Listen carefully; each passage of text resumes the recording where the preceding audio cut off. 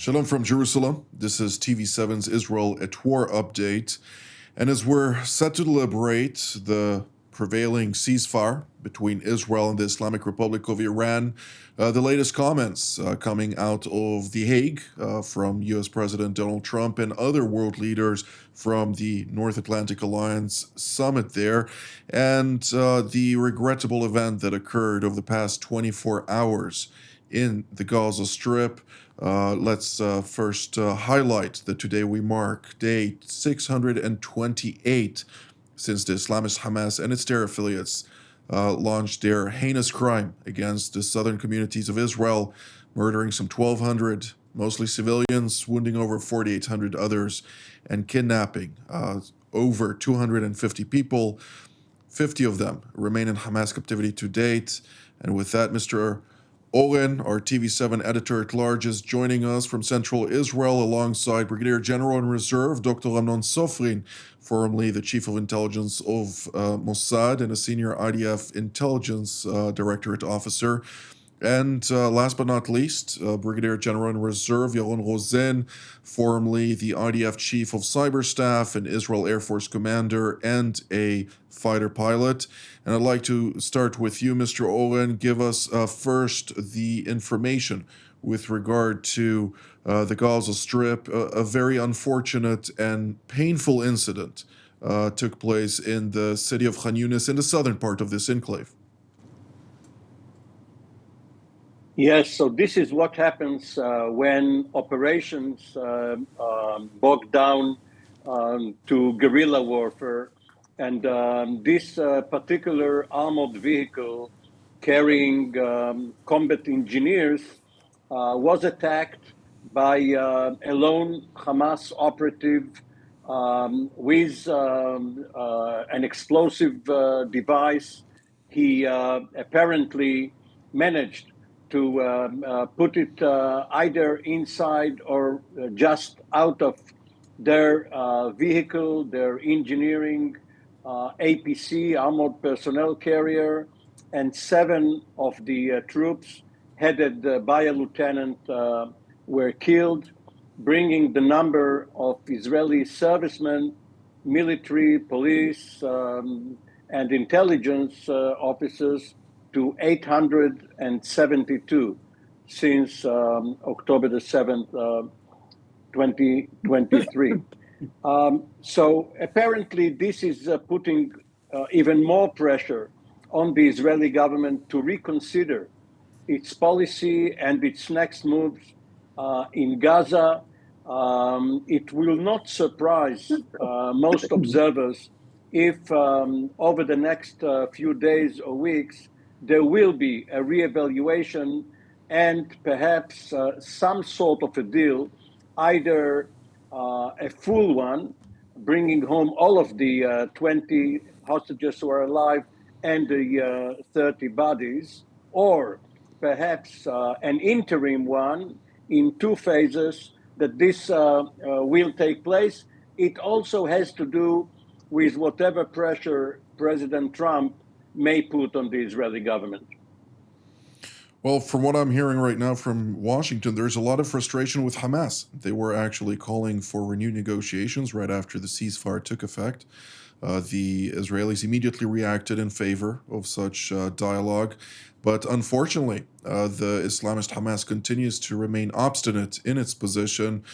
General Sofrin, I'd like to hear your take on the current state of the Islamist terror group in the Gaza Strip. It is really with the back against a wall. What is keeping its drive to maintain this type of guerrilla warfare and really making the lives of its people a very heinous and tough position to be in? First of all, Hamas has made its own transformation and is now carrying out guerrilla fighting, which is more convenient for him because it's small squads of people that are very skilled, probably, and they can launch RPGs or anti-tank missiles or side charges or whatever to hit our troops that are operating in what we call in big formations or large formations. That's it. Second, they want to have what we call a war of attrition. That means that to kill and wound as many soldiers as can in order to weaken the Israeli will to go on and fight in Gaza. And they constantly stay in the same position that they stay from the day one of this fighting, from October 7, October 8.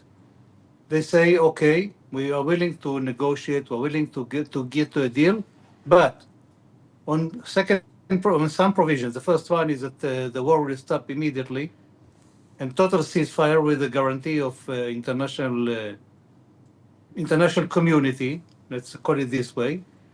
The second one is that the Israeli troops will withdraw from Gaza.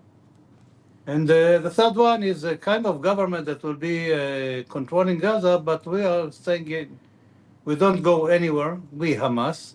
We don't have to be part of this governance of Gaza, but we will stay here and we will maintain our position as before. That means, of course, in the eyes of Israel, it's not acceptable, these terms and these provisions that Hamas is applying all over the way without changing his mood of what we call of attitude again regarding these issues. And therefore, I believe that in the end, we'll get to some agreement, an interim agreement that will enable to release some of the people that are being abducted and held by Hamas for the 638 past days, and to see to what kind of an agreement we can get next with the assistance of the United States, of the American administration, and Egypt that are playing what we call the major role right now vis-a-vis Hamas. Thank you, General Sofrin. General Rosen, unless you would like also to add something about Gaza, I would like to shift gears to Lebanon, since I would like to cover as many as possible of the theaters that have been active in the last 24 hours. And in Lebanon proper, we see that Israel continues to vigorously enforce the ceasefire that was implemented there. During the war between Israel and the Islamic Republic of Iran, the Iranians have urged Hezbollah to join the fight on 4 separate occasions, to which Hezbollah responded by doing nothing, pretty much, being, of course, in a very dire state of its own affairs. What can you tell us about that, and to what degree is Israel on the right course when we're talking about not allowing Hezbollah to reinvent itself in the diminished capacity that it has found itself to date?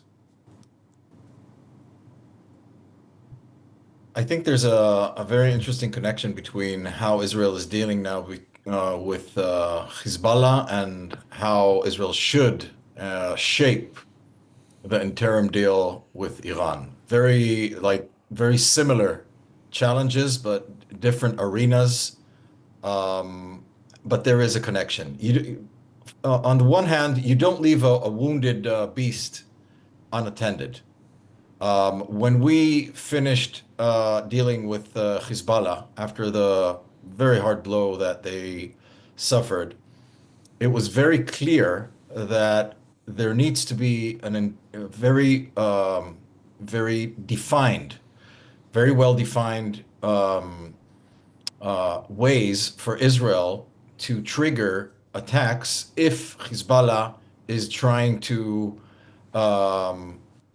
go back and rebuild its capacities. So what Israel did is actually create a de facto interim deal backed by the Lebanese government, because the Lebanese government is actually on the side of Israel on this issue, because Hezbollah's weakening of Hezbollah is actually allowing the new government to actually retake Lebanon after it was held hostage by Hezbollah for such a long time. But and what we're seeing on almost on a daily basis is Israel retaliating with very short leash, on a very short leash, on every little thing that Hezbollah is trying to do, like daily attacks on weapon stashes, targeted assassinations against commanders that are traveling around the south, trying to rebuild the apparatus there, building the command and control, building the missile site, rebuilding the missile site, so on and so forth. So Hezbollah's case is interesting because what Israel did is build a de facto interim deal backed by the US, of course, but backed by the Lebanese government. And it really allows Israel to make sure that Lebanon, the country, the legitimate Lebanon, has time to take control of itself and lower Hezbollah's influence internally. In Iran, it's much more complicated, but we definitely need a short-term interim deal because it will take time to get the big deal. And we need to make sure that there is an immediate transfer of enriched uranium, Well, whatever is General left. Rosen, before we continue on the Iranian file, I would like to touch on a couple of other theaters as well, and we'll undoubtedly touch the Iranian file at length to include also tonight when you join us again for Jerusalem Studio. Mr. Oren, I'd like to ask you that there's been a report about strikes in Syria. Unfortunately, also over the course of the last 72 hours, we did see a terror attack against a church in downtown Damascus by a jihadist Islamist who committed a suicide bombing there. The Damascus regime of reformed jihadists claimed that an unreformed jihadist from one of the ISIS prisons broke free and managed to perpetrate this attack. Of course, this is their version of the story, but unfortunately, there is no corroboration from anyone dealing with this issue to date. What can you tell us about that? So obviously the new regime of Ahmed Ashara or Julani, as was his nom de guerre or nom de terror, it is quite embarrassed by the fact that it cannot control his former teammates, his former comrades in crime, especially since they are acting against Christians, which of course is not going to bring him too many friends in the West, where he is now investing a lot of efforts to get goodwill. But the most interesting aspect of what is happening in Syria was the admission by the Israeli National Security Advisor, Tzachi Hanegbi, who the other day said that he personally, as the head of the Israeli National Security Staff, has been leading a series of contacts with his counterparts in Damascus. Not that the contacts themselves are being held in Damascus, but that these are his opposite numbers, and that such contacts are being held at every level, presumably even in the field between commanders of Israeli units or intelligence officers or liaison officers, and that positive results are to be expected. And he also said, Hanegbi, that Syria and Lebanon are now the candidates to join the Abraham Accords if they fulfill certain conditions and are seen as being willing to normalize relations with Israel. Now, the irony here is that in 1983, on May the 17th of 1983, Lebanon and Israel indeed signed a peace treaty, which was immediately aborted by Syria. Both of them, Syria and Lebanon, have been transformed by the current war and its aftermath to such a degree that they are now possible partners in peace or at least in normalization with Israel. I commend Tzachi Hanegbi for his hard work He has led, of course, a couple of delegations to Azerbaijan, Baku, where, according to public information, of course, and we will keep it only to public information, he headed a delegation that met with Turkish counterparts under Azeri mediation and auspices, so to speak, to discuss the Syrian file. I commend him also for his optimism, but with regard to Syria, naturally, we'll have to wait and see whether or not the skepticism of the Americans, who are trying to do everything in their power to allow this to work out, will be more successful than the optimism of the Israeli side.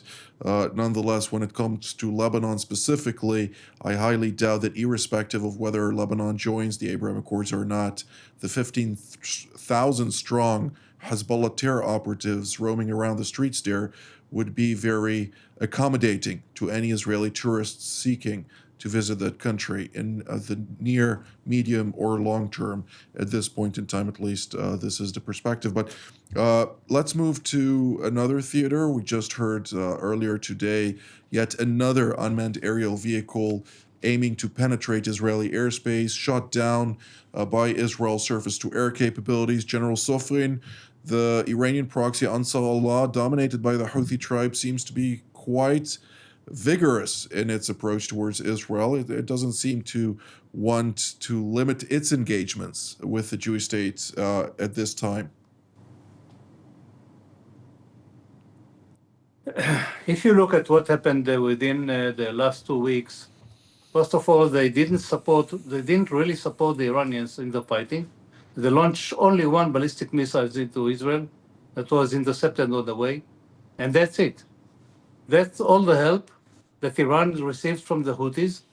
And if you look at all the proxies of the Iranians, I mean Hezbollah, the pro-Iranian militias in Iraq, and the Houthis in Yemen, none of them really assisted Iran in this fighting. And Iran had to fight alone without any assistance, not by the proxies and nor by its own strategic allies, meaning Russia and China. None of them interfered. And this is a great sign for us to understand that what we used to call the ring of fire is really not functioning at all. Everyone is deterred in his own way or bothered with other things, and there's other calculations. Now, regarding the Houthis, they are now on the way of their what we call former announcement that as long as we are fighting in Gaza, they will go on engaging Israel. And therefore, they try to launch once in a while a missile, even though it didn't happen during the last 2 weeks.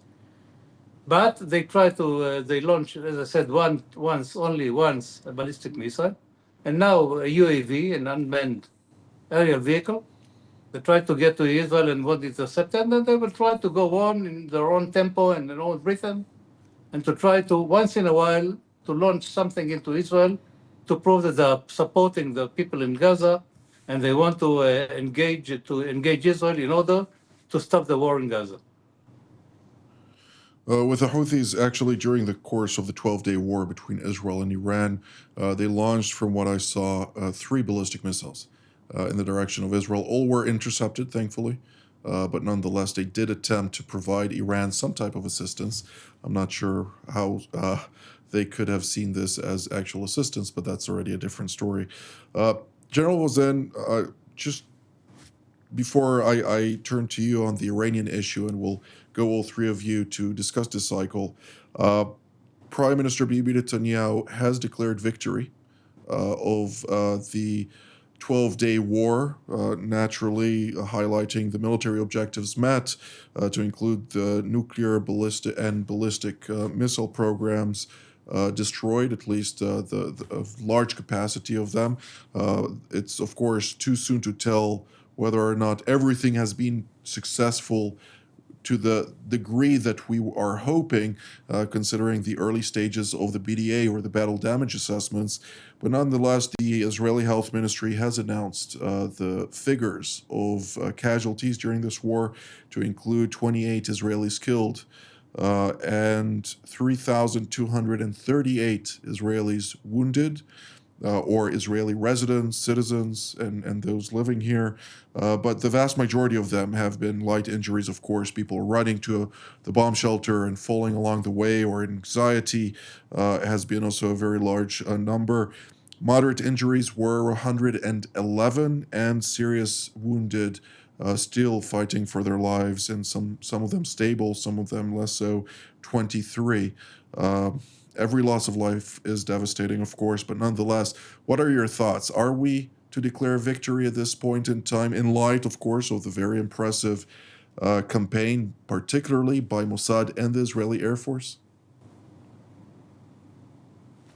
First of all, yes, I think that the operation was very, very successful in many ways and in many levels.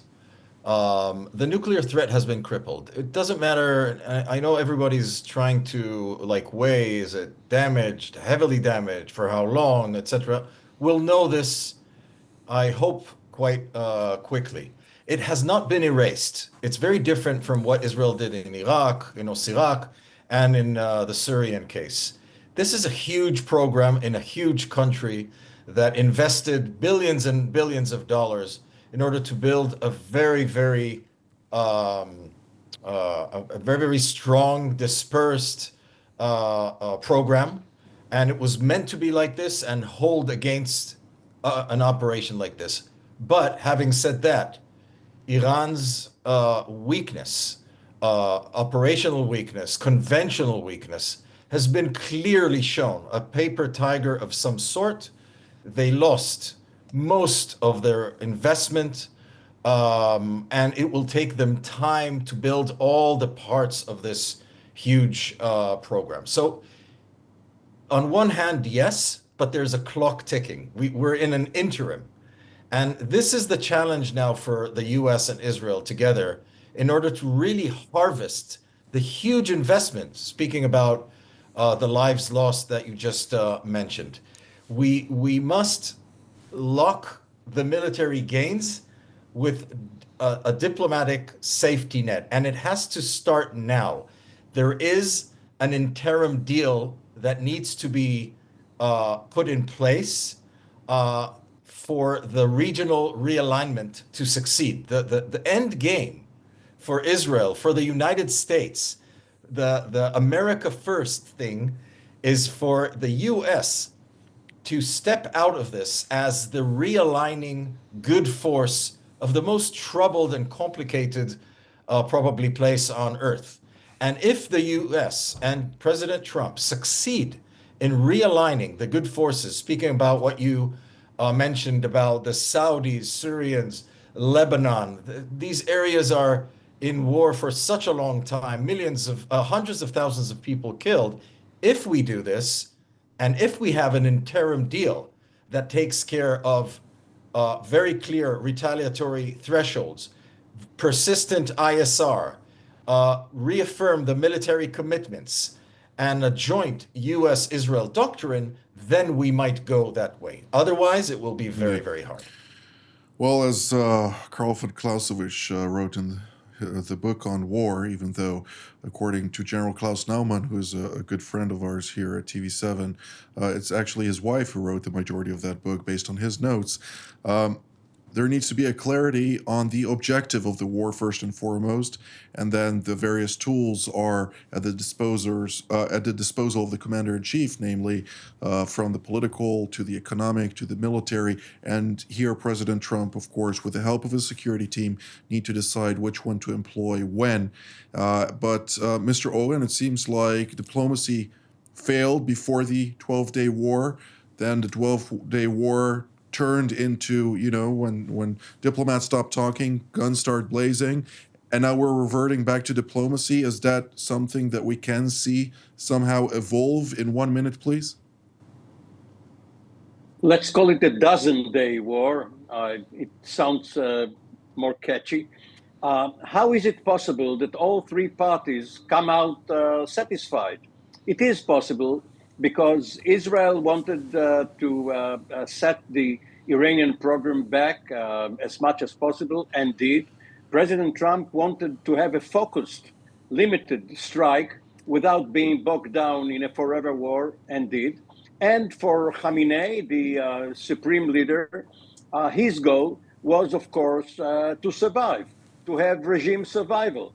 So all of the parties up to now have achieved their goals. And from now on, as all of you said, it's another game. General Sofrin, the remaining 1 minute and a half are yours. What should we focus on for the next 24 to 48 hours? I think that first of all, we have to focus on two areas. The first one is in Gaza to see whether there is an advance in the negotiations with Hamas to get to some agreement that will enable to release the people that are being held in Gaza.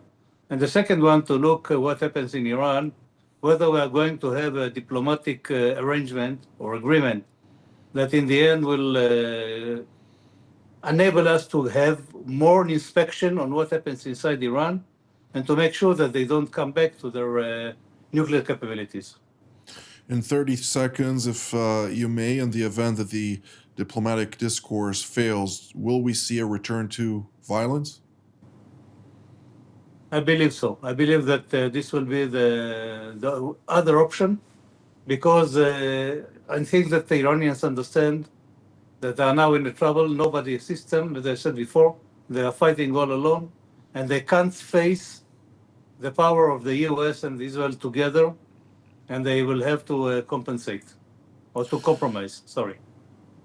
General Sofrin, General Rosen, and Mr. Oren, thank you very much for all of your insights today. I'd like to thank all of you at home as well until our next edition from here in Jerusalem. Shalom.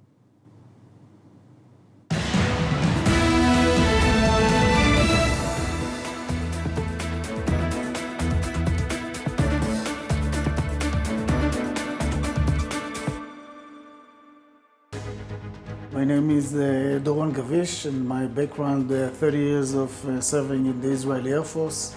My last job, I was the commander of the Israeli Air and Missile Defense during the introduction of the Iron Dome to the defense of Israel. All of this allows me really to be part of the team here in TV7. It is super important to have such a platform. We talk about the global situation, we talk about Israel, and those different angles which are relevant to the discussion.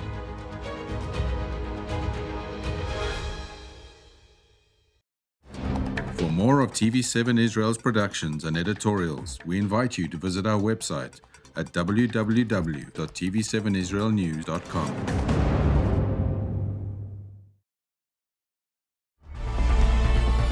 Jerusalem Studio, now available on Spotify.